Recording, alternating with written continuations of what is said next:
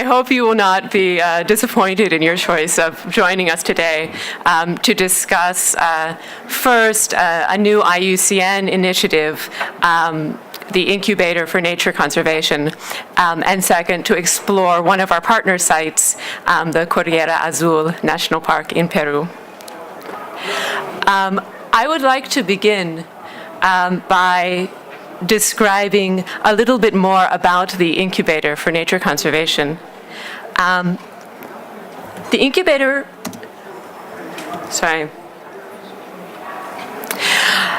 it attempts to address a problem that I think we're all well aware of, which is the global funding gap of protected areas. This gap has been estimated at over $1 billion in developing countries alone. And I don't think we should assume that developed countries are exempt from this lack of support for conservation. At the same time that we're facing this gap in funding, costs are rising, driven by increasingly well-equipped poachers, new ambitious global goals, which is a good thing, but which carries an associated cost in conservation, and emerging pressures such as climate change, which we're all very well aware of. I want to take a minute and recognize that we all know that protected areas have value. That's not the question here. In fact, I would say many of us recognize that protected and conserved areas represent some of the most valuable places on Earth. So why are these places that have value, why are these valuable places struggling to make their financial ends meet? Or in other words, how do we translate the value of protected areas into money, into funding that can pay for them to conserve these resources that we know have real economic worth? So the aim of the Incubator for Nature Conservation is to support these efforts, not through new global methodologies that we can apply, but by finding and supporting on-the-ground solutions for financing protected and conserved areas around the world. People around the world are coming up with ideas at a rapid pace. And we've heard a lot of these ideas this week at COP and over the past few months.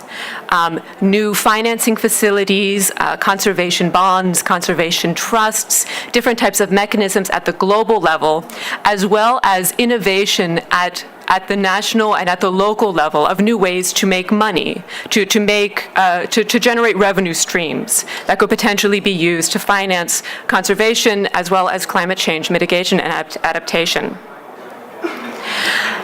These ideas are showing great promise, and they're coming from all different sources. They're coming from the private sector, they're coming from local communities, they're coming from protected area managers, and they're coming from civil society. But implementation of these ideas in specific sites requires significant capacity and technical support. I've been following many of the discussions over the past few days on conservation financing and some of the challenges it faces. And what I heard over and over was that the money is often there, the investor interest is often there, but the projects on the ground, the investor-ready projects that have the capacity, that meet the needs of prospective investors, are not there. So there's a disconnect. There's something that's not clicking between these good ideas that we know are coming out on the ground and these investors and these innovative new global financial mechanisms or international private sector mechanisms that are willing and interested to invest in conservation. There are different possible reasons for that gap. One of them that we've discussed a lot in IUCN is that we're simply not speaking the same language.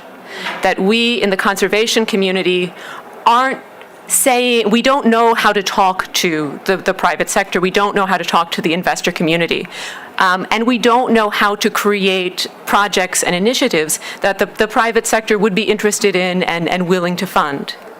And at the same time, the private sector doesn't know how to talk to us. They don't understand the language we're using. They want an impact in their investment in many cases, but they're not seeing how we can provide that. So one function of this incubator is a translation box. It's a way to connect the conservation community, particularly conservation actors on the ground, with investors and financial streams that may be operating on the national, local, national, or global levels. How did we do this?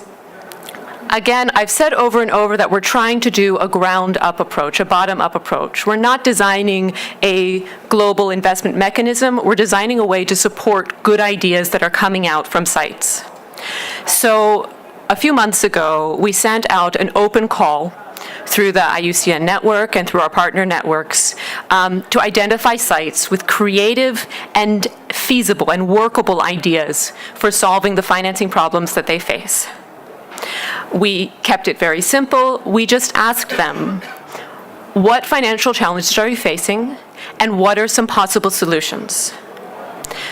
We got dozens of responses to this open call, and a few months ago, our expert working group met and reviewed all of these responses. They came from around the world. They came from protected area managers, from NGOs, from communities, and from private associations. At the end of our meeting, we selected 10 pilot sites to participate in the first phase of the Incubator for Nature Conservation. I've mentioned an expert working group. I work for the IUCN Environmental Law Center. I'm a lawyer. I think that conservation finance needs lawyers. I think that conservation needs lawyers. But we need more than just lawyers. So we brought together an expert group of specialists in conservation as well as finance, including a few lawyers. And we came together to guide the initiative at the global level and also work directly with the selected sites to design and implement solutions. Again, we don't want to tell these sites what to do because the premise of this initiative is that there are good ideas coming out, right? We don't have all the answers, but we don't have to because there are a lot of really creative, smart people working with these challenges every day, and they are coming up with answers that they need some support getting off the ground. So in the next few months and years, the Incubator for Nature Conservation will work directly with the sites to understand their most pressing needs, the clearest opportunities to meet these needs, and how best we can work together to build this strong and sustainable financial future. What exactly are we going to do? We are an incubator. This term was chosen very intentionally to conjure image of a startup incubator or a business incubator. I think we have experience of this kind of incubator that takes a good idea and provides expertise, guidance, advice, resources, connections to get that idea up and running. In this case, we're not incubating a business, we're incubating a protected area. Now, protected areas, we believe, can be thought of as a business in some ways, and they need to have a workable business model. So one of our goals is improving this business model and helping them take these good ideas and develop them into something that can turn into a real solution to their financial problems. Specifically, right now, we are working with each of the 10 selected sites to design individual implementation plans. These plans will identify what their priority needs are, what their funding gap is, their ideas for meeting the gap, and what is needed to push those ideas along to the next stage. Whether that's support in business planning, in feasibility assessment, whether that's support in understanding better what investors might be looking for, where they might not have the best idea, or whether that's making the connections between the sites on the ground and the potential revenue streams at all levels. These 10 pilot sites will then serve as a model for setting up workable financing systems in protected areas around the world. We're going to capture the solutions that we produce in these sites, and we're going to try to figure out what makes them work, what makes a protected area site successful from a business perspective. How do they solve their financial problems and make their ends meet? These are our partner sites. For the first phase, we have several partner sites in Latin America, as well as sites in Namibia, Pakistan, and Greece. Each of these sites has a different angle. They have a different set of needs. What we realized very quickly is that each of these sites doesn't need just one good idea. To become financially stable, they need multiple revenue streams. They need diversification of their revenue sources, particularly when we're talking about a revenue source related to climate financing or carbon financing. Many of these markets, or ecotourism, or any of the number of revenue streams we've identified, many of these markets are volatile, not reliable, or even where they are stable and reliable, they're not adequate to fully meet the site's needs. So while I can give you examples of the types of initiatives that we're looking at in each of these sites, please understand that we are trying to diversify as much as possible. So some of these types of initiatives range from developing sustainable agriculture. Several of them are looking into ecotourism solutions. Several of them are looking into marketing a specific product that maybe has a certification or a brand that helps it attract a premium on the local or the national market. In many cases, we're not just helping them with the activity, we're also helping them set up the structures to manage the revenue, the finance mechanism, whether that's a fund or a trust or other type of mechanism. What we're not doing, because I think it's being done by many others, possibly some in this room, we're not setting up a trust or a fund at the global level. That's not what this project is. This is an incubator in the sense that we are trying to take an individual approach to finding solutions at the site level, and that's going to be a different solution for each site. We're working very closely with some of the other major initiatives within IUCN, in particular the Green List. One of the questions that I know many are asking in respect to private investment in conservation is, how do we measure impact? Investors are willing to pay for impact. They're willing to put in an investment for impact, but we need to be able to show them how that impact is being achieved. And one way is through the IUCN Green List for protected areas. The Green List is a new globally recognized standard for protected area management, governance, and conservation. Our goal is that the sites that participate in the incubator will be put in a position to meet the Green List standard, and that will be the success factor for these sites. As we evolve, we're working closely with the Green List team, and their standard is also evolving to take into consideration the types of benchmarks that are needed to show impact on an investment.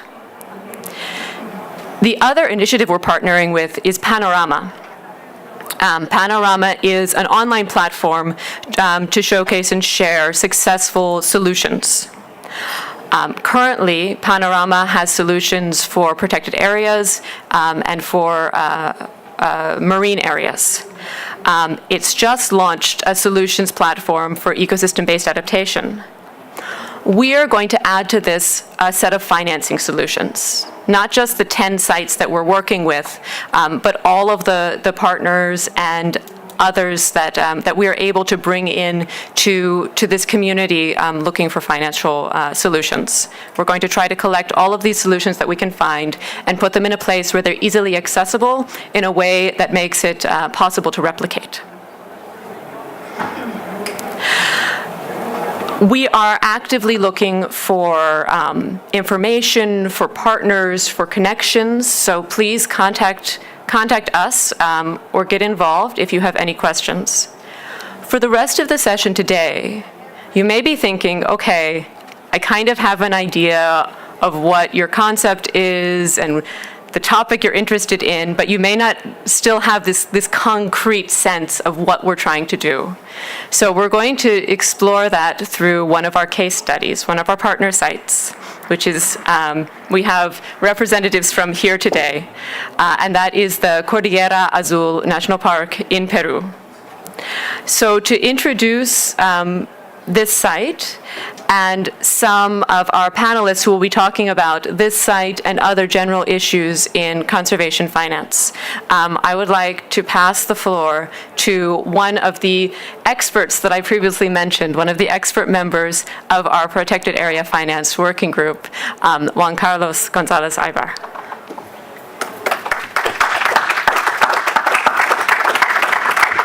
Thank you, Lydia, and thank you to everybody for being here. It's Sunday, but you got lucky because there are drinks following the event, so you need to stay. So we have a very high-level panel today. We will start with Patricia Fernandez Davila, for who I will request a warm salutation. Please, Patricia, come in. Patricia Fernandez Davila. She is the executive director of CIMA. CIMA is a very innovative NGO managing protected areas and natural capital. They have a 20-year agreement with the Peruvian state for managing the Cordillera Azul National Park, which is actually a world jewel, 1.3 million hectares of protected area, 2.3 million hectares of buffer zones among two of the most important rivers in the Amazon, the Ucayali River, one of the biggest tributaries to the Amazon River, and the Guayaga Valley, standing from 1,000 meters of altitude to 2,800, which is great landscape. So Patricia will be presenting Cordillera Azul, how CIMA is working with Cordillera Azul and the business plans that they have, and it's already been implemented there. Then we will have Rosa Morales, for whom I will request, please, also a warm salutation. She is the head of the Climate Change Directorate of the Peruvian Ministry of Environment. As you know, Peru is a big country, big contributor to world biodiversity, climate, and culture. So Rosa is heading the delegation in terms of the negotiations, and she had time to come with us and to also discuss how the Peruvian government is actually supporting the protected areas and how protected areas could be also financed through climate change mitigation mechanisms. Then we will have Juan Chang, who is the climate lead specialist of the Green Climate Fund, for whom I will request also a warm salutation. I have been told that Juan is actually the person that has most panels in more than presidents. I think it's like 20 panels he's doing during this day. So Juan, thank you very much for being here and taking the time. Juan will be also discussing with us how the Green Climate Fund is looking at financing solutions on the ground, very groundbreaking solutions, but as well as simple solutions. So, and how we can get involved more with the GCF in this project. Then we will have Sylvain Goupille, for whom I will request also a warm welcome. Sylvain Goupille is a seasoned investment banker, founded innovative investment management company called Altilia. He's with us as well from Altilia Mirova, a new venture for natural capital at the world scale. So, having said that, I will first pass the floor to Patricia. So, Patricia, please come here and you can please introduce to your project. Thank you.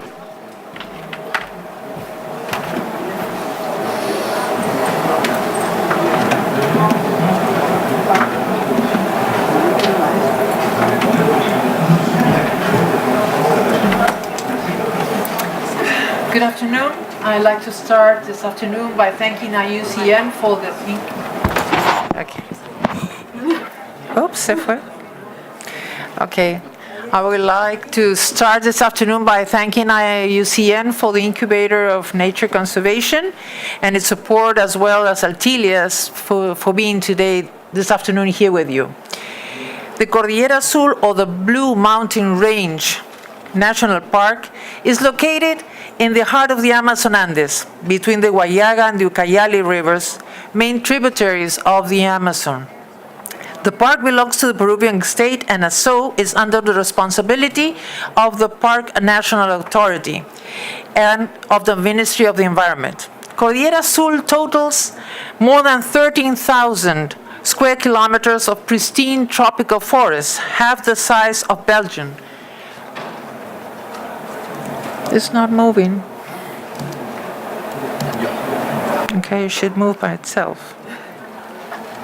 Well, half the size of Belgium, the largest extension of continuous lower montane forests in the northern Peruvian Amazon region.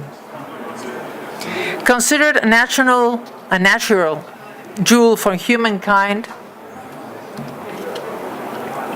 Cordillera Azul holds an outstanding biodiversity and remarkable endemism. Intact forests range from lowland at 150 meters to mountain peaks at 2,400. This eastern outlier of the Andes has been isolated enough sufficiently too long for massive speciations to occur. Upon its founding in 2002, Cordillera Azul, CIMA, Cordillera Azul, and a Peruvian NGO voluntarily signed a 20-year management contract with SERNAMP, the Peruvian Authority of Parks, to support parks management until 2008, when CIMA and SERNAMP signed a 20-year full management contract. The contract includes legal authorization for CIMA to use revenues from environmental services projects like the Avoided Deforestation Project, currently successfully being implemented, for park activities, and develop actions to pursue enhancing quality of life of neighboring local population. Today, Cordillera Azul Red Project avoids an average of 1.8 million tons of carbon dioxide per year, while produces the same number of carbon credits that, unfortunately, have not yet found a secure market. After years of financing 100% of the park operations budget, and as a result of the international financial crisis in 2008, CIMA sought a more sustainable source of funding for parks protection and land use management activities around the park. Grant cycles were clearly not sufficient to maintain the funding needed for long term. With the technical support of the Field Museum of Chicago and the financial support of USAID and the Moore Foundation, CIMA decided to pursue a RED project for the national park because no alternative was available for sustainable financing.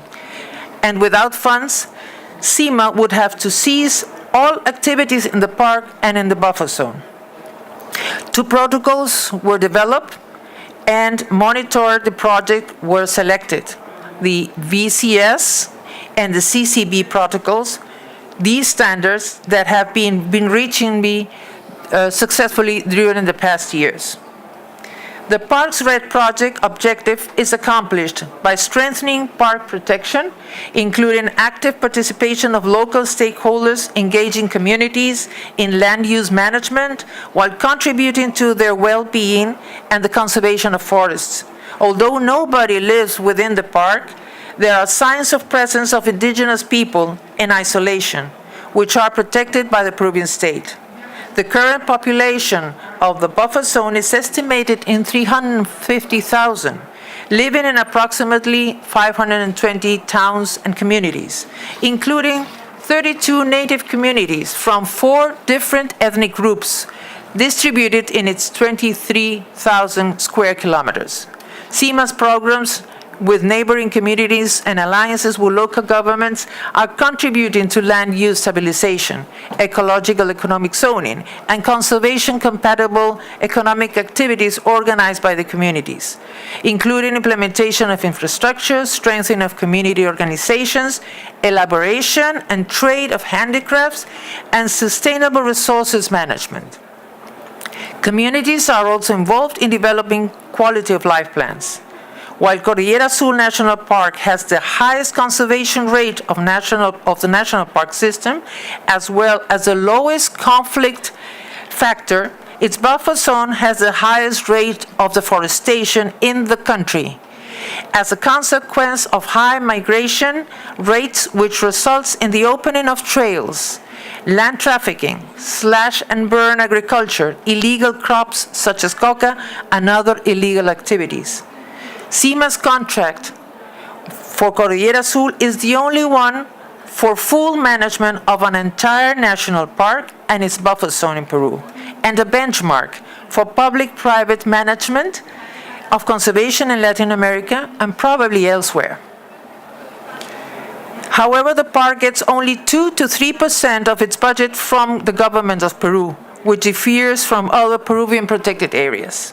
Since late 2014, Altilia Climate Fund has become the main partner of the management contract by providing financial support through an innovative payment for results mechanism based on a loan using the carbon credits as collateral that covers operations for the conservation of the Cordillera Azul landscape, as well as for sustainable productive activities in the buffer zone, such as agroforestry systems associated with cocoa and coffee, as well as strengthening producers' organizations with environmental approach in favor of farmers in the neighborhood of the park.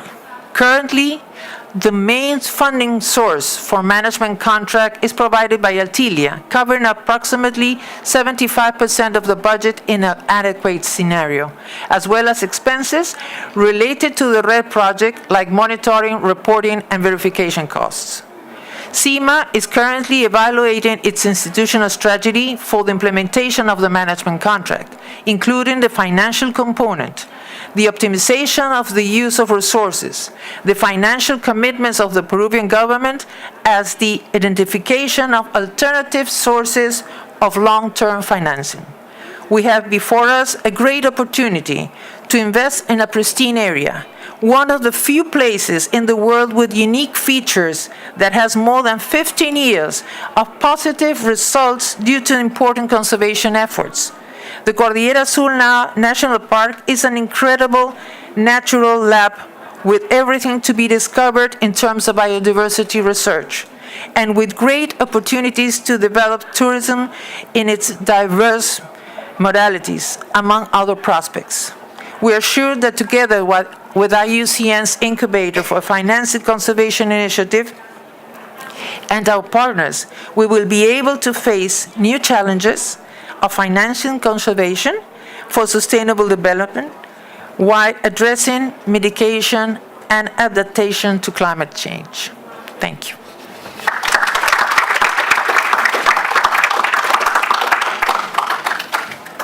Thank you, Patty. The dynamic is to discuss, so we will be discussing with Rosa, with Patricia, with Silvan, and with Juan, so we can actually discuss. First, we'll ask to the Peruvian government, with Rosa, is how actually we can scale up an initiative like Cordillera Azul, and how the Peruvian government is looking at carbon as a mechanism for financing conservation and mitigation. Then the discussion will be open with Silvan and Juan. Rosita. Thank you. And of course, we don't have all the answers for the questions that Juan Carlos just posted. I would like to first speak of from the point of view of a country that is trying to implement its NDCs. We are trying to be very clear on what would be the implementing plan for our commitment under the Paris Agreement. That would be, you know, the broader space in which we are working. And of course, as you can see, or as you can imagine, for Peru, the land use change sector, in terms of emissions or captures, is one of the most important ones. At this moment, starting from February, our president launched the work of a multi-sectoral working group for the NDCs. There we have 13 ministries. We have also our National Planning Agency, And after these first 9 months of work, we get 9 more months, we are discussing this implementing plan, but we are in the stage in which we are going to launch a space which we called Dialoguemos, which means let's dialogue, let's say, which is a multi-stakeholder space to construct these contributions, because of course, as we all know, all the sectors, the activities in terms of production, consumption, and etc. that we do as humans are not going to be solved only by the public sector. So one of the most important stakeholders that we want to include here are, of course, the private sector, the indigenous peoples, especially in the land use, of course, the NGOs that have this role of articulating and engaging others, and of course, women, all the major actors, all the stakeholders. And in this space is in which we have been engaging with the different entities that have some these contracts, the management contracts, in order to see how is it that we are going to continue the story, because now we are in a post-2020, let's say, scenario where we developing countries have commitments we didn't have before. The relationship that we have been developing with the convention has been, very, very different. Now we have commitments. So this is one of the changes in the scenario. So, and going specifically to the case now. One of the most important ideas that I want to set here is that we have been discussing that we are no longer speaking of RED projects. After the Warsaw framework for RED, the vision is different. We are no longer in the moment where we had, specific interventions. Now this is a broader matter that we have to solve, and this is why I said we don't have the solution, because we are at this moment trying to together to see how is it that we can deal with this new scenario, with these new rules. So it is tricky, but we think that we are going to. We have a timeline. Right, we have the best disposition from all of the sides, and so this is an ongoing discussion at this very moment that we are working very hard. Yes, okay, thank you. Thank you, Rosa, and I think this point is very important, because Cordillera Azul and Patty, you can comment on that they start as an early initiative and as a voluntary initiative will be aligning to the national policy through this process, which is great and is a great opportunity. And I will pass the floor to Juan. Juan has a presentation as well. Juan has a presentation, and where he can show very precisely how climate finance can finance protected areas through an example of the Green Climate Fund.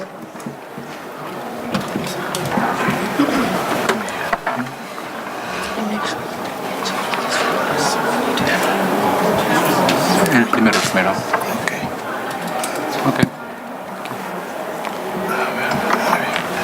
Okay. Thank you very much to the organizers for inviting GCF in this event. Thank you very much to IUCN and Juan Carlos for sending the invitation. And I also wanted to congratulate Lydia for the nice presentation. And to be honest, my experience with lawyers was never pleasant, so I'm really happy to hear that lawyers can do good stuff. So what I wanted to share with you is two things. What GCF has done in particular in protected areas, and I have only one project to share with you that was just approved at the last meeting of the board and was yesterday launched in Bhutan with the Prime Minister. And this is Bhutan for Life. Let me show you a map. So half of Bhutan is is forest and protected areas, and this project, with this $100 million investment, has around $26 million from the GCF, and it has a very interesting financial structure, which is like this. There is a transition period in which donors will put money, and that buys time for the country to leverage public and private finance. So I think it's very interesting to share with you this project because this is quite related to what the Incubator is going to do. You're going to identify potential investments, but we need time to implement those investments. We need to find partners. We need to find investors to engage. We can think about how to innovate financial structures, and here I'm sharing an example of what we have done so far in GCF, in particular on protected areas. And to share with you also, and I will link what Rosa was mentioning, GCF has recently approved a pilot program for results-based payments for $500 million.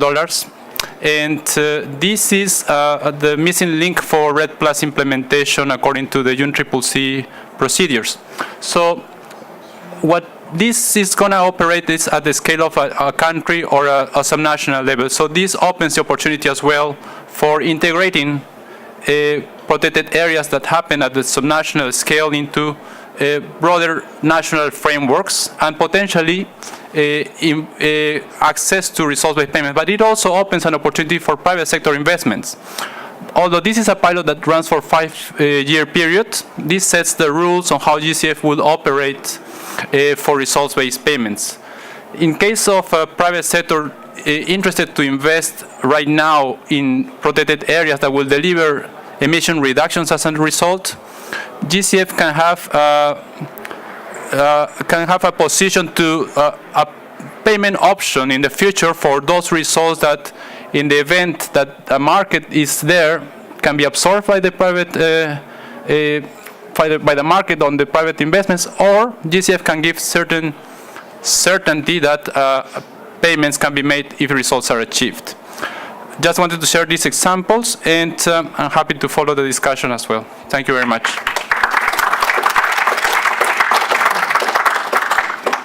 Thank you, Juan. Thank you very much for this. So I will open now the floor to Sylvain Goupil from the investment side. And my question for you, Sylvain, will be first, it has been a good investment, Cordillera Azul, so far? And then in the future, how do you see the engagement of Altilia or Altilia Mirova or the investment community in protected areas, and how the private sector at the investment side can get involved with the initiative? Thank you, Juan.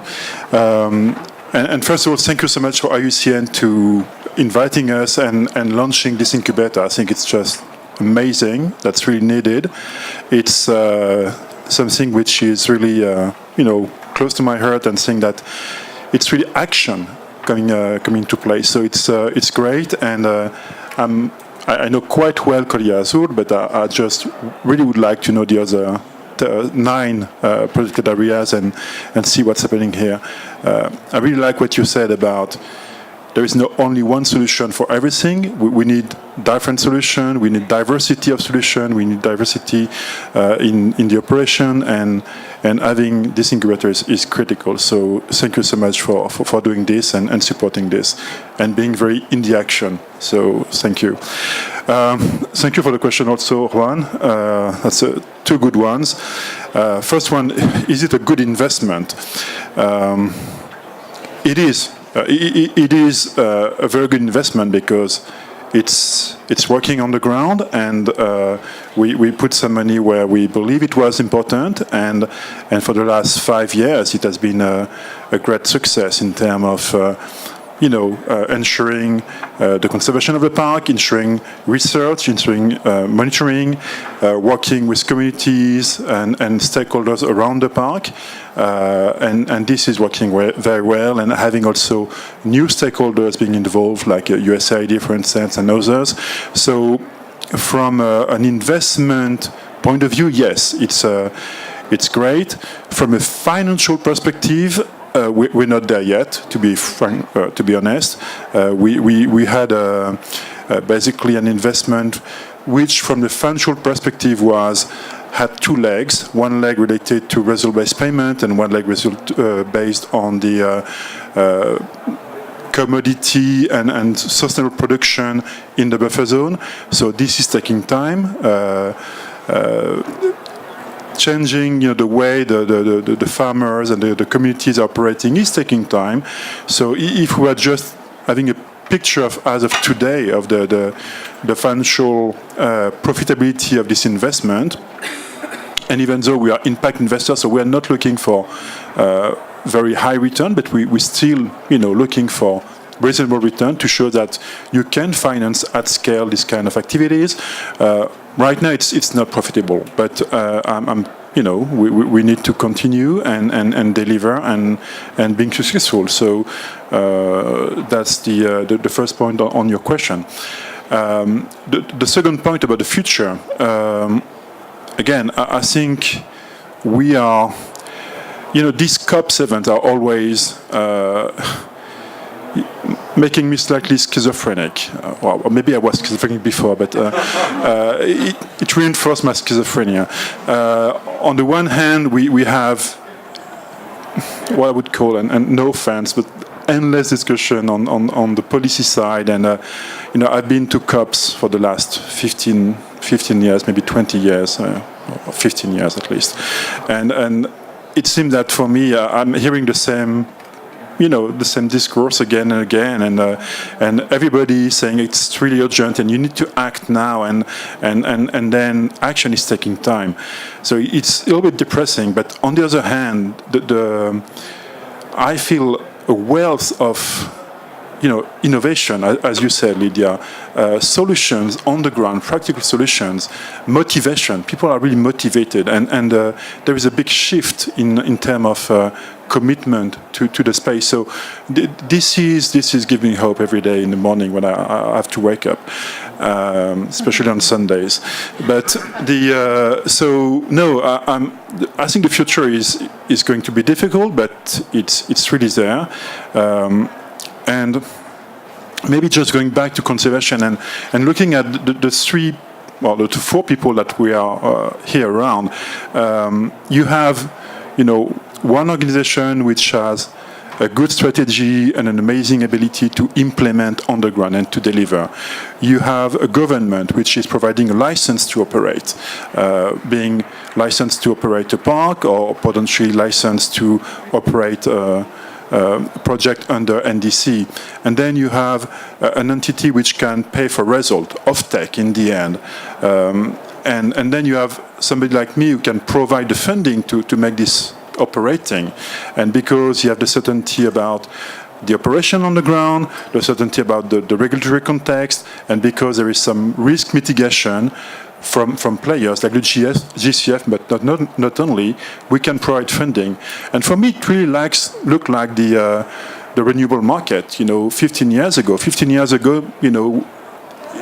renewable market was very difficult, and nobody really wanted to invest into it. And then suddenly you put in place some engineering with, good expert on the ground really to deploy and make these wind farms or solar panel operating. And then you have the license from the government, and then you have some off-take contract from people who are saying, okay, if you deliver, I will pay for it. And then the banks started to say, okay, maybe the environment is not that risky anymore, and we can provide funding. And suddenly this came into a very virtuous cycle. And now renewable energy is a certainty. And it's not a question of when, it's just a question of the pace of it. And we all know that now it's a reality, and fossil fuel will be phased out in the next 15 years. So it makes no sense to invest in fossil fuel. You need to invest into renewable. And I think that on the conservation side, we are just 15 years behind, but with the same treasury. And what I feel today is that thanks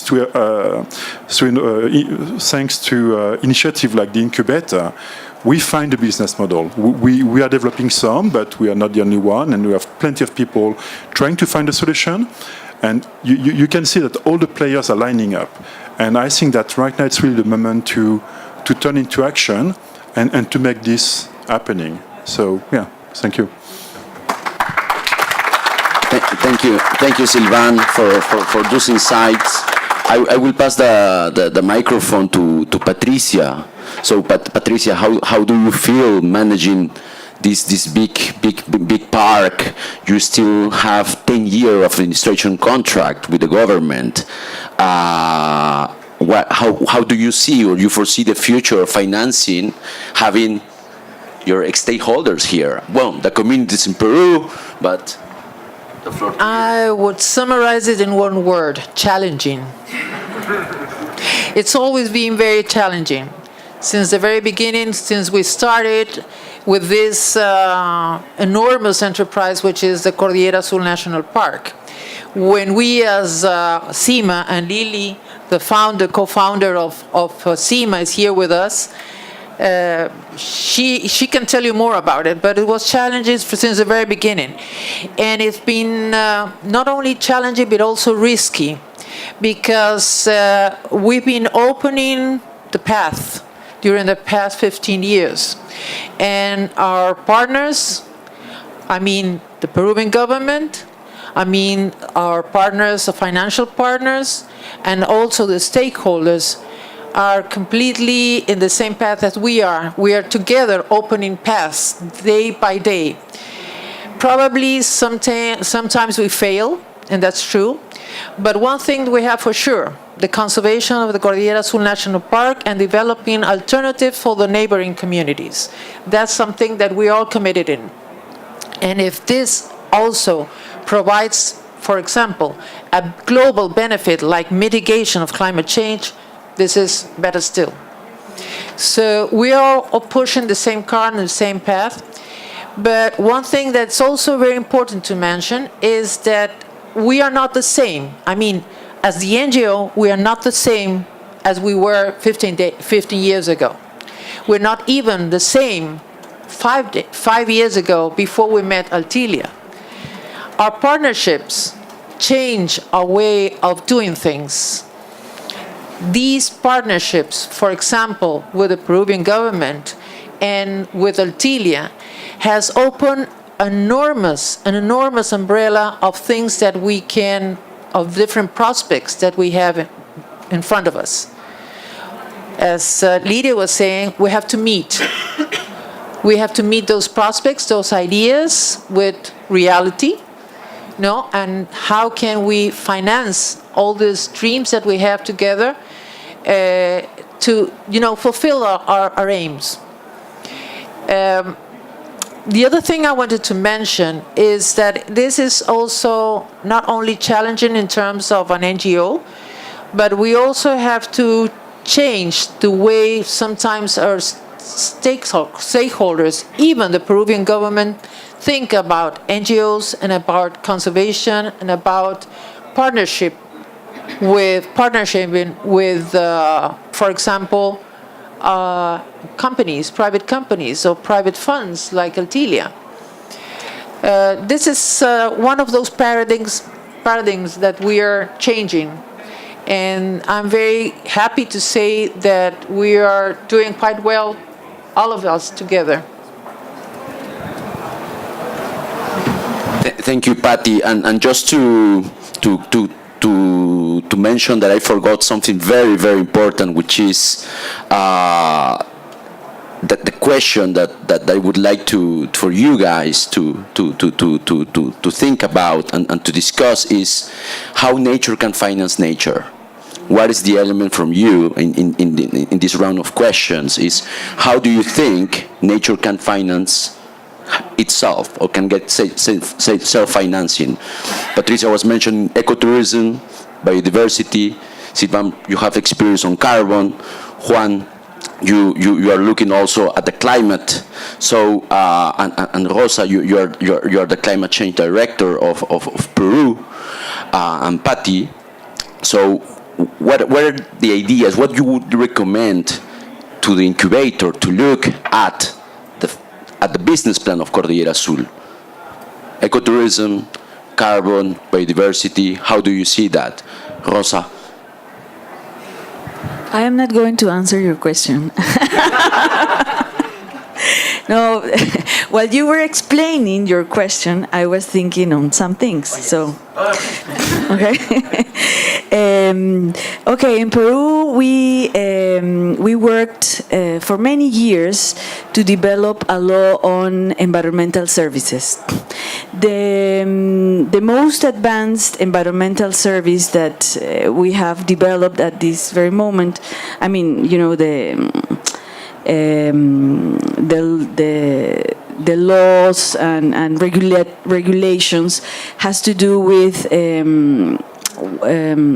water, right? Watersheds, yes. And now, of course, after that experience, that at least it has started, and some cuencas, watersheds, okay, and some watersheds, they are already looking after this payment, no, this interchange or exchange between the ones that receive the service and the ones that provide it. It's working, we think, and there is a very important vein there. And the other part that might come after or within all this regulatory environment has to do with capture of CO2. So I would say that this is a very important regulatory structure that we are developing, that we should also use, I mean, from our point of view, that we should also use in this case. Okay, well, thank you very much. I forgot to share actually my personal experience on protected areas. My first work experience was as a park ranger 20 years ago in a national park, by the way. And I'm very happy to see these initiatives at the moment. And at that time, I lived myself the lack of finance. We had to put banana leaves on the boat to do patrolling. So it was very critical then, and I think has not improved so much until now.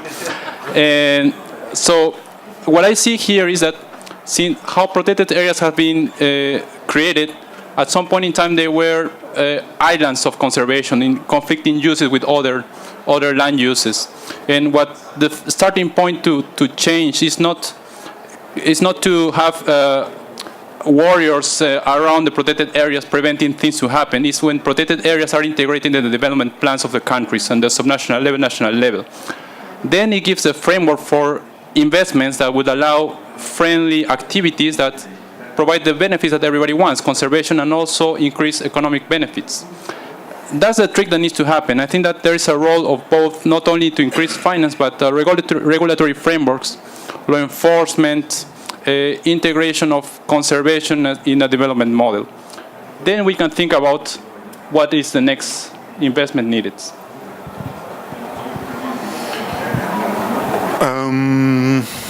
Yeah, nature fencing nature. I like this. I think something I said previously, but I think it's still important. Diversification of revenue and source of revenue is critical. Relying on only one source of revenue for actions is risky, because we're living in a world where stability is a couple of years, not a couple of decades. The graph that Juan Chang was showing about transitioning is also, I think, very important, because it shows that you can achieve diversification. It takes some time, and this is what we're also seeing with Cordillera Azul. We're funding basically this transition toward diversified revenue stream, being payment for ecosystem services, being commodity payment, and so on and so on, and integration of ecosystem services into products. And you have amazing chocolates around there, which are actually inserting carbon credits into chocolate. So it's good and good. So nature for nature. So yes, diversity of systems, of revenue streams is important. Diversity of sources of revenue also on the, I would say on the liability side. So the fact that you must not only address one type of funder. GCF would be amazing, but GCF has only limited resources, and what they can do is to be catalytic and allow new funder to come into the place. So being institutional investors like the World Bank or the other funders, being private banking. 40% of the wealth in the world is in the hand of the private wealth. So high net worth individuals, family offices, foundation. It's a fact. So you have to do something and making sure that these people can invest into conservation and also having ability to have the retail sector to fund also this with the right financial products. So you need to find a vast diversity of source of funding, of activities, of revenue on the ground, and channels between all this. And this is why Incubator is really needed, because there is not only one solution for all. You need to have, to try all the solution and mainstream the one who are the most promising, but not neglecting the one who are maybe today too far away, but in 5 years or 10 years will be the solution or part of the solution for what we are all aiming at. Thank you, Sylvain. With that, I will open the floor, the questions for you guys attending the panel, and I will invite Lydia to be here because I know that many questions will be for her as well as managing this incubator. So, Michael. Yeah, no. Thank you for this, and it's Introduce ourselves, probably. Michael Jenkins with Forest Trends. Thank you guys very much, and the leadership here is wonderful, and the combination of this team is great. I wanted to suggest two things. One is you talked about where we are about sort of sustainable land use and natural infrastructure is a term I would use, being in a place today where renewable energies was 2 decades ago, and I would say that's absolutely right. And if we look back on the lessons of that, it was 2 decades of a lot of piloting and what we call sort of blended financing between the public and private sector. We are clearly in a very emerging market, emerging sector. Everything about what we talk about is emergent. So funders look at this and go, wow, very scary. And so what we need to do is crack that nut. And we've talked about some of the work we've done about can we really map out this idea of blended finance, find where the investors are on the private sector side, what their appetite for risk is and return, the public sector actors. And I think it's an interesting moment now because you do have a lot of what we call impact investors. Maybe or maybe not, they're new, but they're out there waiting for these kinds of projects. And now you have the Sustainable Development Goals, which I think are much more tangible than the Millennium Development Goals.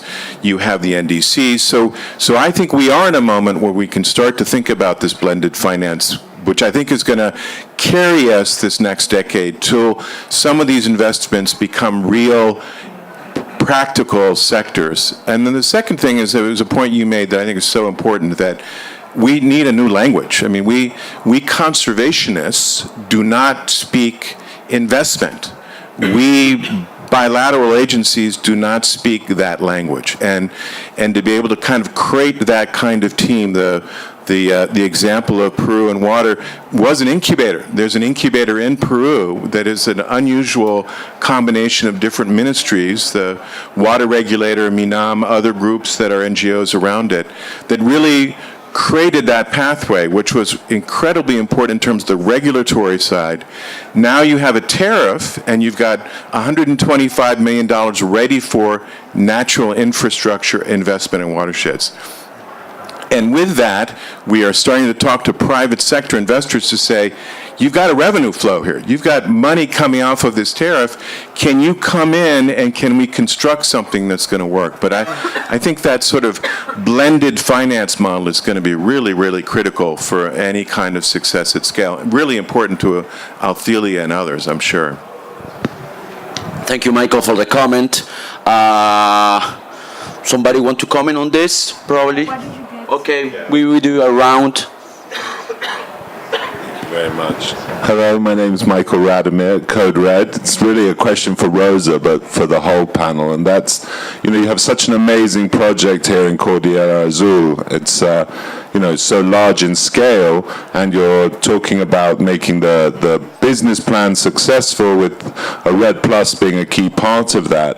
And although the project level market has been unsuccessful, we're hoping that projects as part of national and jurisdictional frameworks as the market come on stream can move to be successful.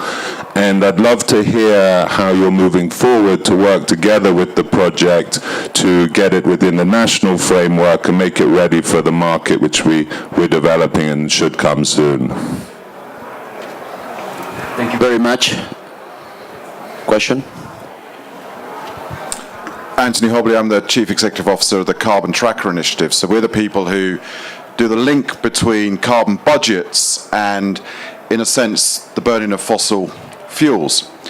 Now, one of the big issues here in all of the forward scenarios and trajectories to get us, whether it's 2 degrees or 1.5 degrees, whatever it is, we need a significant amount of negative emissions. I mean, there's no way around that, even if we're hugely successful on the mitigation side.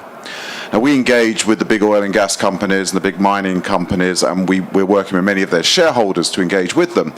But of course, what you get back, as we all know from the oil and gas companies, is geoengineering, is CCS, and, until recently, this might be changing a little bit, but until recently, never anything around forestry and the power of land use.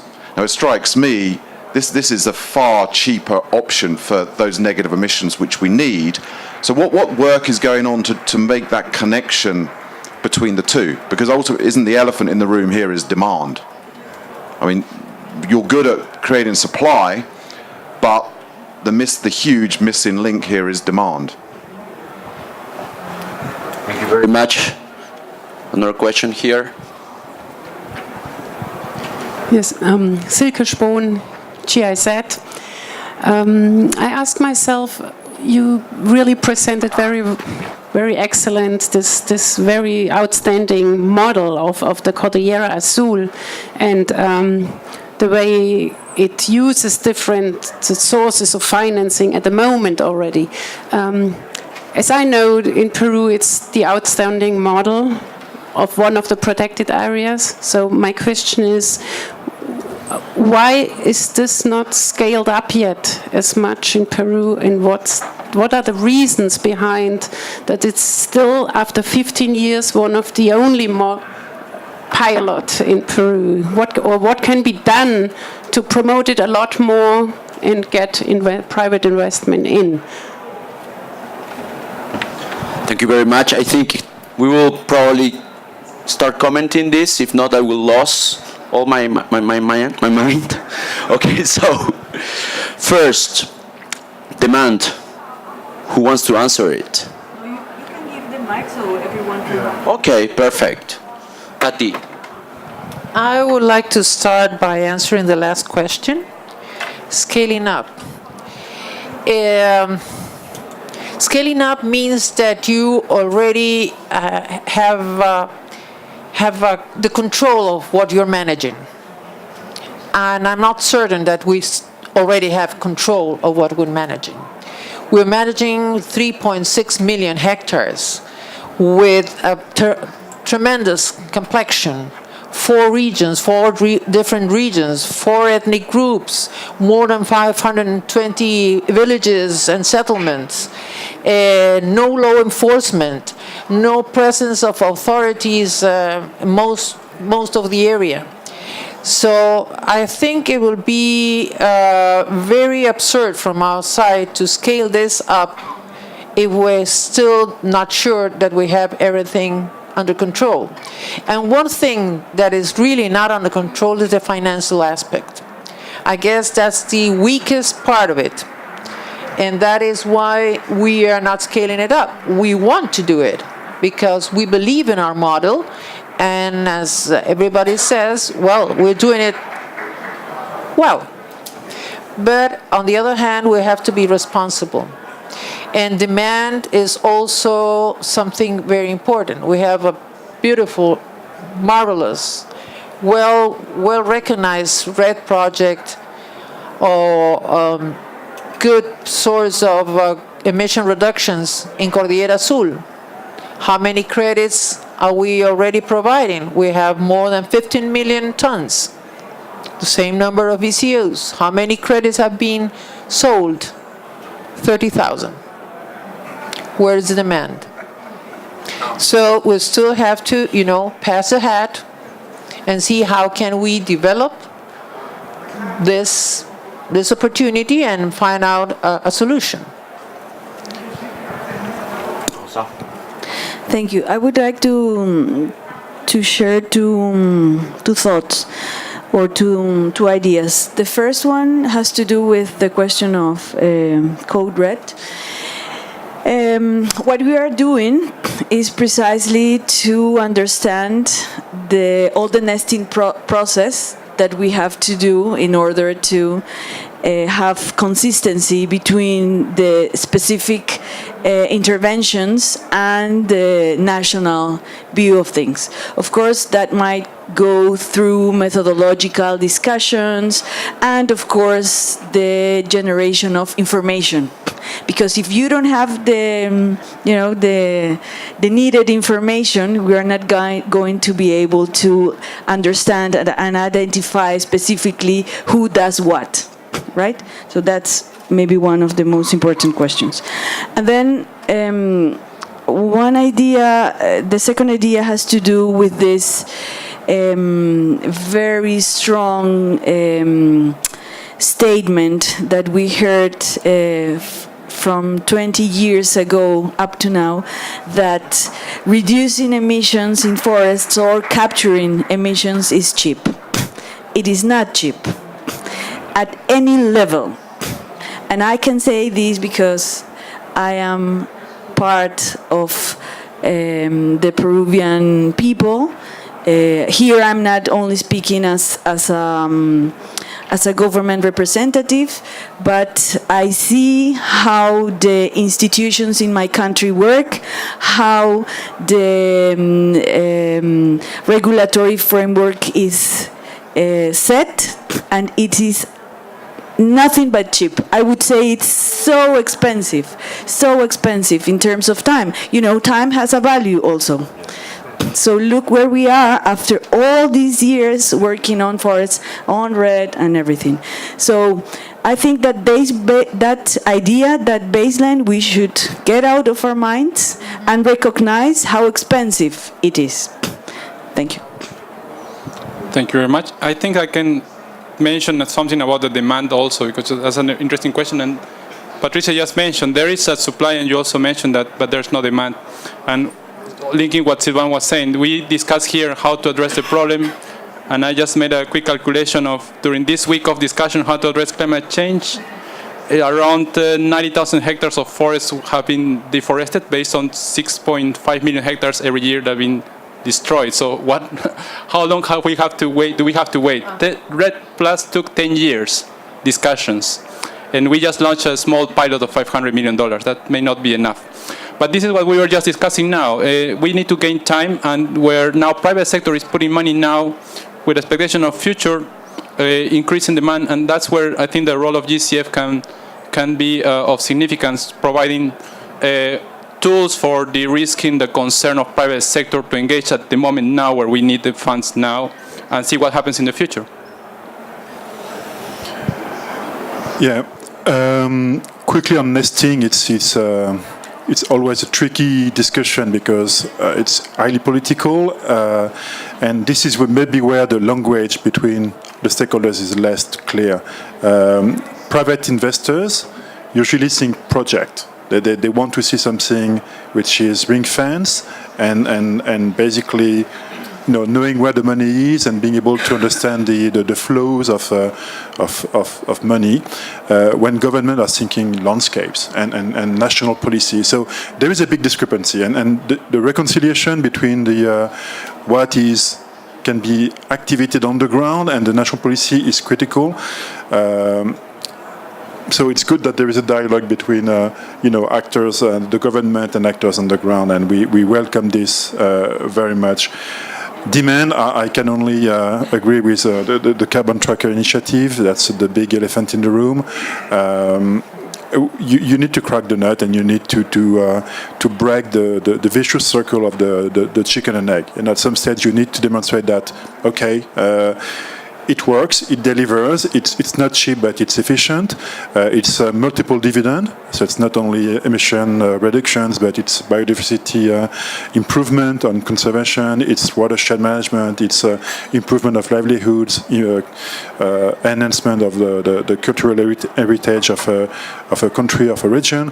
And this is where basically, we are all around. So to making sure that this is making step, you have different type of investors. You have donation money or very prone to risk money, and the GCF is really here to make that.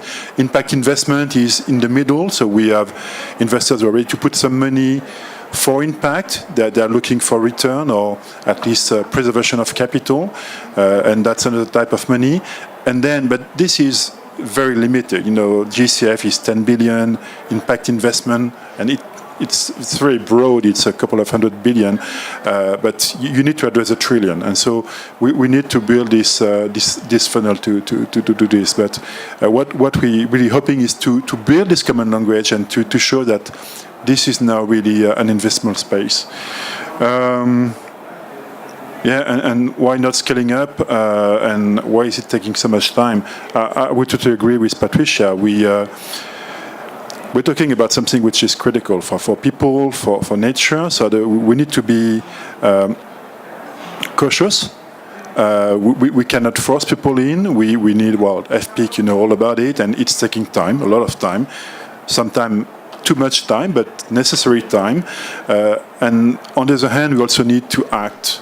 Because, as Wanshan said, every minute we spend discussing is trees which are falling and people who are, taking out of their land, and so you have to find a trade-off between talking, agreeing, and taking action. But both are necessary.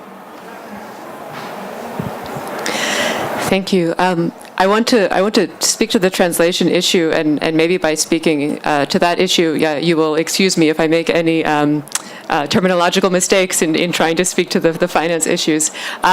We in the conservation sector, I think recently we've been feeling more confident in entering the finance space and speaking about this, and I think we have a very shallow understanding of what is really going on. I was at a workshop a few weeks ago where the question kept coming up: how do we get more private investment in protected areas? We need the private investors. We don't have enough public money. And a response was, well, where is the return going to come? Private investors would like a return on their investment, and this was news to the room. What? They want money back? Like, how do you do that in a protected area?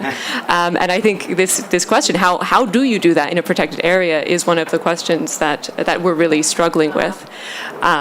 We talk about payments for ecosystem services quite a lot in my line of work. But we don't have the answers to these questions of who is paying, where is the money coming from, where is it going, what does that contract look like, how long does it go, and what happens if one party doesn't fulfill their obligations. So I think there are we're starting to get this shallow understanding of what is needed, and I think maybe we're at the point where we're realizing They say you don't know how much you don't know. I think we're starting to realize how much we don't know and reaching out to partners who are able to help us bridge that gap.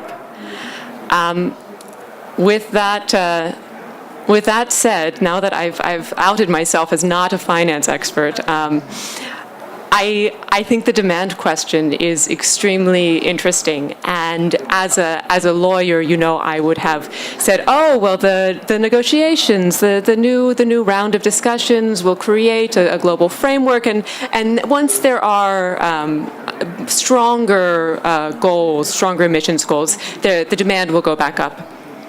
But whether or not that is likely to happen, I certainly don't think we can wait for that. I think we need to find ways to create demand.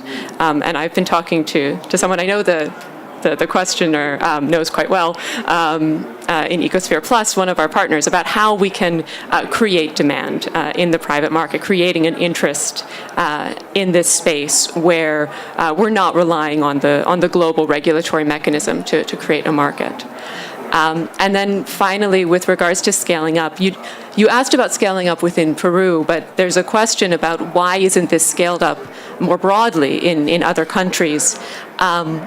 And again, as a lawyer, my legal perspective is that Peru has a very unique and specific legal situation that makes it easier to do this kind of work than many other countries. To trade, when you trade in carbon, you're selling a piece of property, and a lot of countries don't have clear legislation on what kind of property that is, who owns it, how those rights can be transferred, and that is a preliminary question that we need to answer before we can start scaling up in other countries. Thank you, Lydia. I will open for more questions.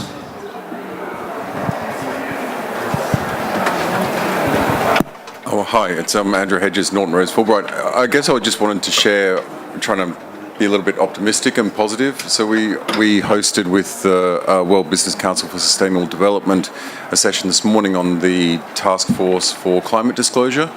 And I think one of the big takeaways from a lot of the speakers there was, after all of the years of CDP disclosure and a lot of other things, there is a groundswell of global corporates that are finally facing up to analysing climate risks, but also climate opportunities, and reporting that at board level. So I don't at all think that just means around the corner we're suddenly going to solve demand, but at least means that, particularly when they start thinking about supply chains, etc., it's going in the right direction and it's not reliant on COP. It's happening because it's driven by their investors and their consumers and all of those other good things. So a positive thing, I hope. Thank you.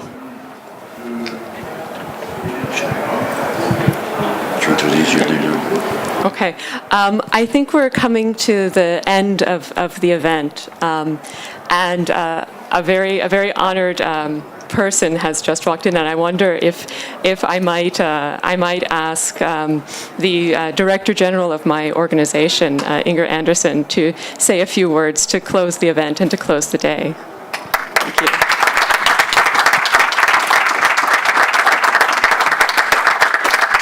Well, the first thing I'll say is thank you to everyone who's here and who has been part of this Law Day. This is a little unofficial day that IUCN created.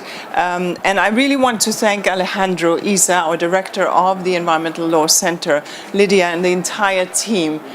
We have a fabulous center here in Bonn. We are headquartered, as far as law is concerned, in Bonn. And this is a team that is working, as maybe you have discovered, on the issues of environmental law and has been doing that for decades here in Bonn.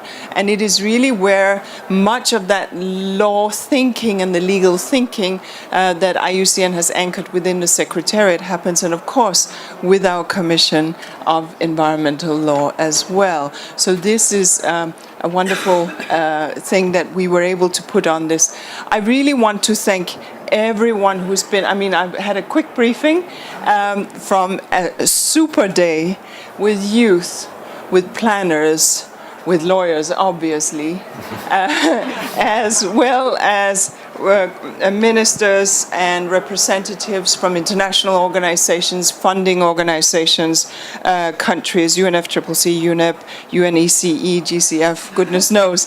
The whole vocabulary has been here.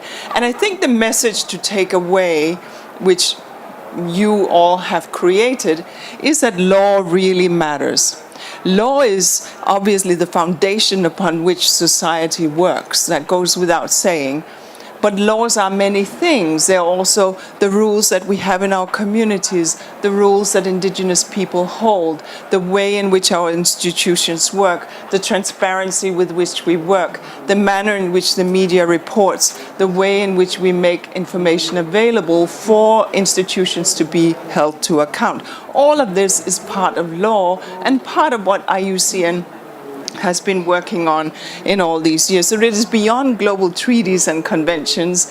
It is beyond laws and legislation. It takes us right down to the communities and to those voices that are there. And so a second message that I think I want to highlight is that law can be that red thread that goes right through. That broad definition of law is that red thread that goes right through. Yes, the negotiators are sitting over in the Bula zone and dealing with the hard law negotiations, but that's important, and we need to give them courage and everything else. But it's also important that we understand that law matters for environmental day-to-day management at the ground level. How are we going to use our water? What is the best way to apply pesticides? Or is it the best way at all? Are there alternatives? Who has the rights to the forest? Etc., etc. These are the kind of conversations that we have to have. And it's about economists, it's about ecologists, it's about academicians, it's about investors, it's about government officials, etc., etc. And so the last point really is that this community, and I love the fact that it's standing room only. Thank you for your stamina out there. So this community is what pulls the whole thing together, right? And I think the SDG 17, which speaks to partnership, is critical. SDG 16 speaks to the rule of law. And these two things, I think, is no coincidence that they sit next to each other. The rule of law, in the broad definition that I tried to paint, is what enables all these other SDGs to come to fruition, right? From the ending poverty through hunger and all the other SDGs, and obviously 13 climate, is based on the very foundational buildings of law and how we understand it. And that leads us right to SDG 17 partnership, which is what this is all about. Exhibit A for how to make it happen. So I want to thank everyone, especially Alejandro and his brilliant team, for setting this day up and for showcasing what IUCN should be. We are but the platform of our members. We are but the expression of the science and knowledge that commissions bring. We are but the collective will of those members, and we try from the Secretariat side to make that available to everyone. Thank you very much for coming. I think there is some refreshments. And it's very hot in here, so I think you need that, but huge thanks. Give yourself a round of applause, please.